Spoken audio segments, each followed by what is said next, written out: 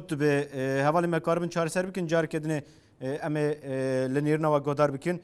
رزدار علی کریمی هون و مجاره چاوا دیبینن یعنی گلک بانگ و مساج همون کو آلوزی وره چهار سر کرن کورتر نبله هبونا هزا پده کلوه داره به اصرار چوب خارتینه یعنی مروفت کاره دید چیجی فهم بکه تاوی او قاسی بانگ هاتن کرن لەگەڵ ڕێز و سڵاو بۆ بینەران بۆ میوانە بەڕێزەکان بۆ خۆتان حقیقەتەوەیە کە کوردستان دەمێک ساڵە نەخۆش و جیرۆدەی دەستێکی ناپاکە لە ناو خۆماندا و حتا ئەو دەستە ناپاکە کە بۆتە جۆ و چاو و دەستی داگیرکەری وەکو تورکیا یا وەکو ئێران حقیقەت ئەوەیە کە میلەتی کورد ناگاتە چارەسەری نهایی حقیقت ئەوەیە کە ئەو ڕۆکانە ئێمە دەبێت ئاور بدەیتەوە ناو خۆمان بۆچی دەستێکی ناپاک دەستێک کە هەمیشە و دایم دەستی لەگەڵ داگیرکەری کورد تێکەڵاوە بۆچی ئەمە لە ناو کوردستاندا ئەم ڕۆکانە دەسەڵاتە حقیقت ئەوەیە کە هێزێکی گەورە لە باشووری کوردستان و لەگەڵ میتی تورکیا لە مێش ساڵە هاودەستن هاوکارن هاوستراتیژن لە ئەوەی کە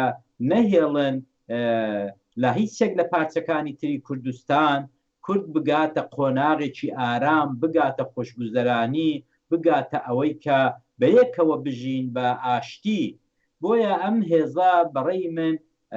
گەیشتۆتە ئەو حاڵەتەی کە ئیتر چی دیکە شەرم و حەیای لە میلەت لە خەڵک نییە لەنا ئەوەی کە دەو دەمەیدا لەو ئاستەیدا ئەمە چەند جارێ دیکە بەرنامەمان کرد لەسەر هاتنی هێزێک بەبێ مەعنا بۆ زینی وەرتێ بە بیانووی کڕۆناوە و بە بیانووی کۆنتترۆل ئەوە هەموو کەس دەزانێت کە وەفشەیە هەموو کەس دەزانێت کە ئەمە درۆیەکی شاغدارە ئەوان بەڕاستی لە چوارچەوەی پلانێکی هاوینیدان لەگەڵ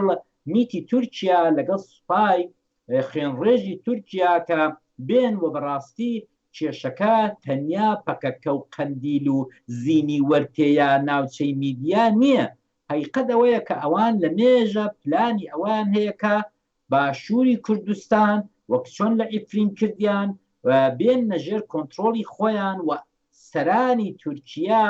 ئەوە ناشارنەوە هەست و فکری شۆوێنیستی تورک ئەوەی نەشاردوتەوە کە ئەوان تەماحیان دەخاک و نیشتیمانی کوردان کردووە و ئەو مشکلەیە کە ئەو ڕۆکانە قەندیل هەیە گریلاکان هەن بۆتە بربەستێکی گەورە بۆتە مشکلێکی گەورە بۆ ئەو نیازە گڵاوەیان ئەو نیازە گڵاوەیان بۆ ناچێتە سەریە مەگەر ئەوەی کە دەستێکی ناپاک لە ناوخۆی کوردستان دەستیان نەگرێ و ڕاهنمایان نەکا بەداخەوە ئەو دەستەی کە ئەو ڕۆکانە لە باشووری کوردستان ئەوە دەکا لەبیری چۆتەوە کە میلەتی کورد ڕۆژێک لە ڕۆژان ئەوانە دێنێوە ڕسوایان دەکاوە دەبێ ڕسوایان بکات چونکە بەڕاستی ئەوەی کە ئەتۆ بێنی پێش بە ئەوە بگری کە وڵاتێکی وەکو 20 میلیۆنی پارچەیەکی کوردستان لە باکووری کوردستان تۆ بە خۆت دەڵێ دەسەڵات تۆ بە خۆت دەڵێ حیزبێکی نیشتیمانی بەڵام حیساب بۆ براکانت نەکەی لە پارچەیەکی گەورەی کوردستان وەکو باکوور یا هەوەکو لە ڕۆژئاوا دیتمان ئەنوا و ئەقسام زۆربەی شێوەکان لە ماوەی 70 ساڵی ڕابردوودا بربەست بوو بۆ شەڕەبانەکانی ڕۆژئاوا پارتی گەیشتۆتە ئەو قۆناغە کە ئیتر دەبێ ئێمە زۆر بە شەفافی بەڕەقی پێیان بڵێن ئیتر بەسە ئەوەی کە زینی وەرتێ هەیە هیچ لەوە شک و گومانتان نەبێ کە پیلانێکی دەوڵەتی تورکیایە بە هاوکاری پارتی دموکراتی کوردستان و باشترە لەوەی کە بڵم چووکە پارتی دموکراتی کوردستان وەکو حیزبێکی مدرن هیچ بوونێکی نییە مەگەر ئەوەی کە بڵێن پارتی بارزانی یا ئەوەی کە بڵین لەژێر سەیتەرە و کۆنتترۆلی بارزانیدایە ڕاستە بە قەوارە پارتێکی سیاسی و بە قەوارە پارتێکە کە بە حیزبێکی سیاسی وەکو مۆدێرن خۆی وێنا دەکا بەڵام لە حقیقەتدا دیوەخانەکە دیوەخانی بارزانە و لەو دیوەخانەشدا فقط سەرۆک عەشیرەت بۆ خۆی دەتوانێت قسە بکە و بۆ خۆی هەموو شتێک دەکا و بۆ خۆی دیارێکی لە مێش ساڵە هەمومان دەزانین کە ئەم سەرۆک عەشیرەیە لەگەڵ داگیرکەری کورد دەستی تێکەڵە لەگەڵ تورکیا دەستی تێکەڵە وەک چۆن سەردەمێک لە هەفتاکان لە شێستەکان لەگەڵ داگیرکەرێکی وەکو ئێرانە دەستی تێکەڵاو بوو بۆیە ئەوەی کە ئەوڕۆکانە لە زینی وەرتێدەگوزارێت دەبێ ڕۆشنبیر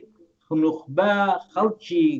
باشووری کوردستان ئەوە قبول مەکەن هەرچەند شارێکی باشیان هێنا لە ماوەی دوسێ هەفتەی ڕابردوودا و ئەوان جارێ ڕاوەستاوە هەوڵ بدن و کاربن چارەسەر بکن رێزدار کەریمی ئەمیش گەلوە دەست پێ بکن یان داوام بکن دمژارە vê heyde ji neçarî pedekê hêzê ji wê derê ve nakişîne û tevlî wê planê dibe gelo li gorî we çima çi dibe sedem ئەوان بۆ ئەوەی کە خۆیان بەڕاستی لە بەڕێوەبردننی دەسەڵاتی حکومداری لە باشووری کوردستان وەک هەمومان دەزانیت چەند ساڵێکە یەک بە دوایەکێدا سەرکەوتوو نەبووە شکستی هێناوە لە دیفاع لە شەنگار لە مەسلەی ڕفراندۆم لە مەسلەی پێکهێنانی حکوومەت لە جێبەجێکردنی مەعاش و بودجەی هەرێمی کوردستان لەوانەدا هەمومان دەزانی کە شکستی هێناوە زۆر بە ناکامڵی زۆر بە ئەوە حکوومەتی هەرێمی کوردستانیان دروست کردەوە لە ماوەی یەک ساڵی ڕابردوو کە کوڕەکەی خۆی سەرۆکی پارتی کوڕەکەی خۆی هێنا کردی بە سەرۆکی حکوومەت برازاکەی کردوتە سەرۆکی هەرێم بۆ خۆی لێ بە مەرجع دانیشتووە هەمووی ئەوانە ئەگەر ئێمە چاو لێ بکەین دەبینین ئەگەر بێگانەیەک ئەجنەبێکیش لە دوورەوە چاو لە موزاییکی کوردستان بکە دەبینین کە کوردستان لە ژێر سەیتەرە و دەسەڵاتی ئەو بنەماڵەیەدا هیچ دیاردەیەکی مۆدێرنیتا هیچ دیاردەیەکی مافی مرۆڤ هیچ دیاردەیەکی وڵات بەڕێوەبردننی تێدا بەدی ناکرێت مەگەر ئەوەی کە ڕەشماڵێکی گەورەیە و سەرۆک عەشیرەتێک لەوێ دانیشتۆ و کۆمەڵێک ڕەعیەت و کۆمەڵێک نۆکەر و قەرەواش بە دەورێوەن و ئەو بە کەیف خۆی دەیبڕێ و دەیدرێ و ئەوزا لە هەمووی خەتەرناکتر کە ئەو لە مێژە دەستی لەگەڵ داگیرکەری کوردستان تێکەڵ کردووە پارە و پول و سەرمایەکی یەکجار زۆری لە وڵاتی ئەو داگیرکەرەی سەرمایە گوزاری کردووە لەلایەکی دیکەوە ئەو داگیرکەرە خەونی عوسمانیزمی هەیە خەونێکی تورانیزمی هەیە کە دەمێک ساڵە نایشارێتەوە بە تایبەت دوای ئەوەی کە حیزبی ئاکپارتی هاتە سەرکار لە تورکیا و سەرانی ئاکپارتی نەیان شاردوتەوە کە ئەوان تەماحیاندا ناوچەی ویلایەتی مووسڵ کردووە و ئەوان خەونی سەردەمی عوسمانی دووبارە ئەو سازی ناسازە لێ دەدەنەوە کە مژار ناین دیتن ئەف مژار ناین دیتن گەلو چما پەدێکی وان مژارە نابینێ چما بویەرە 2017 دەما ڕەفەرەندۆمە ناینە بیرەخۆ لە شەنگالێ دیسا ڕەوشت بەرچاوا بوو دیسا هەر برەنگین جودا کوێریش پێکتن چما وانە نابینێ چما ئەو قاسی چاوی خەڵوان مژارە دەگرێ و هەفکاریە لەگەل دەولێتا ترک دەکە هەری داویژی ئاگایەکی هاتیە پارڤەکردن کومیت و استخباراتە پێدێکی پاراستن بەهەورە تەردگەرن ji بۆ ku birêbazê kontrgerîla êrişî deverên başûrê Kurdistanê bikin ji bo ku provokasyonê derbixin û operasyonê bidin dest pêkir بۆ ئەوەی کە لەگەڵ هەمووی ئەوانەی کە جەناب دەڵێ ئێستاش ڕۆشنبیر و نوخبەی کورد شک و گومانی هەیە لەوەی کە ئەم هێزە بەنێوی بنەماڵەی بارزانی یا پارتی دموکراتی کوردستان هێزێکی نیشتیمانی و دڵسۆز و خەباتجێڕن ئەمە دەبێ بڕەوێتەوە ئەم شک و گومانە لە لای من نەماوە دەبێ لە لای هەموو تاچی کورد ئەو شک و گومانە نەمێنێت بۆیە پرسیارەکەی جەنابێت ئەوە دەگەێنێت کە تا ئێستا کوونێش کۆمەڵێک خەڵک شک و گومانیان هەیە لەوەی کە ئەم هێزە هێزی خەڵکە هێزی میلەتە و حیزبێکەکە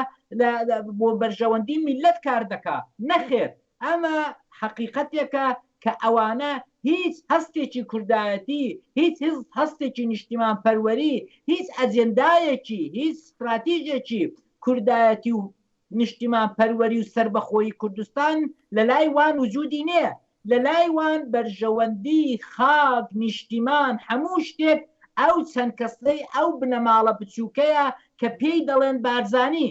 ئەمە حەقیقەتێکە کە ئەمن حەول دەدەم هەمیشە و دایم ئەم ڕاستێ بە میلەتی کورد بە تاچی کورد بە ژن و منداڵ و بە جەوان و خورتی کورد بڵێم کە کاکە شک و گومانتان نەبێت ئەوە جارێک ئەوە دوو جار ئەوە لە شێستەکانەوە یعنی ئەوەندە ئەمن ئەو مێژۆم کتۆتەوە وردە بۆ خۆمی تر لێی ماندوو دەبم کە ئەم هەموو مێژوویە دووبارە دەڵێنەوە ئەو میلەتە بۆ حاڵی نابێ بۆ نازانێ کەوابە ئەو دەسەڵاتەی ئەوڕۆ لە باشووری کوردستانە دەبێ بەڕاستی بێنین پاڵیان پێوەنێی وە چی دیکە نەهێڵین چارەنووسی میلەتێک بکەوێتە ژێر دەست و چۆکی ئەوانە چونکە ئەوانە بە سەراحەت پێت دەڵم هیچ ئەجەندایەکیان نییە بەغەیر ئەز بەرژەوەندی ماڵی بەرژەوەندی پوڵی ئەو بنەماڵەیە و هیچی دیکە بەڵێ کەریمی 27 نیسانی دەما لەگەل ڕێبەر و جەلان هەفتن چێبوو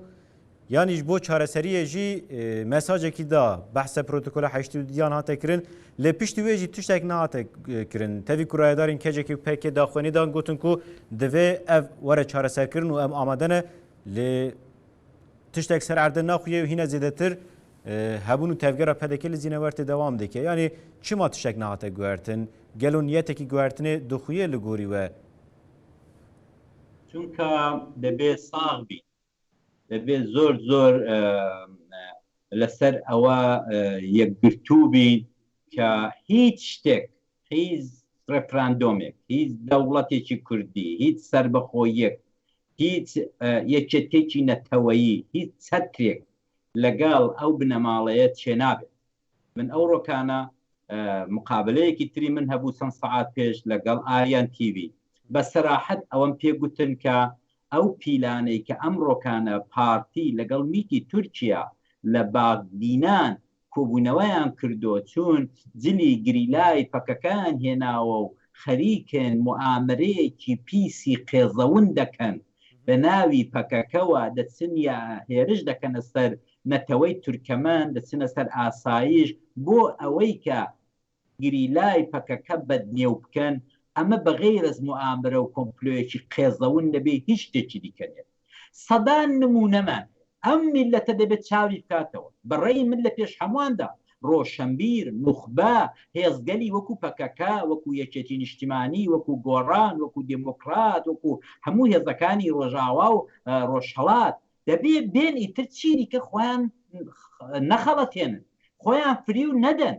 کاکە ئەمە چەند ساڵە لە ساڵی شەستەکانەوە ئەمانە زەربەیان لە ڕۆژهەڵاتی کوردستان داوە لە هەفتاکان لە باکووری کوردستان شەهید شوان و دکتور شوان و سعید ئاڵچی و هەمووی ئەوانە زەربەیە هێزی گورزی قایمیان لە پارچەکانی تری کوردستان داوە تۆ بزانە تەنانەت لە بیدایەتی مەسەلەی داعیشدا ئەوان هەستان چوون لە عەمان و لە ئوردن کۆبوونەوەیان لەگەڵ کردن ئەمانە لەگەڵ حکوومەتی تورکیا کە داعشی هەنادەدا داعشی لە شارەکانی خۆی دەشاردەوە تەداوی دەکرد لە خەستەخانەکان ئەوان لەگەڵ ئاو دوژمنەی دەستیان دێکەڵاوە یعنی حقیقت ئەوەیە کە بەرژەوەندێکی یەکجار زۆری ماڵی ئەو بنەماڵەیە بە نێوی هەرێمی کوردستان بە نێوی پارتی دموکراتی کوردستان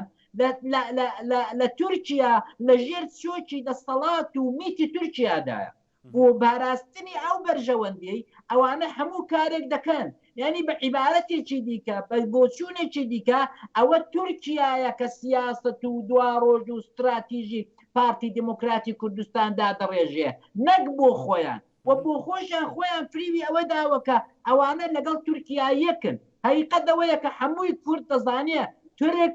گورگە تورک دەسەڵاتی تورکی دۆستی کورد نییە بەڵام